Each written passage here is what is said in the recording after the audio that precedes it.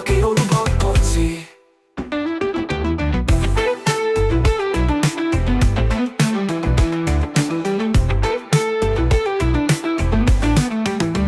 অবিরাম ছন্দময় দিক, শক্তিশালী খাত, রাস্তা দিয়ে হাঁটতাম যেখানে আমরা ঘুরতাম।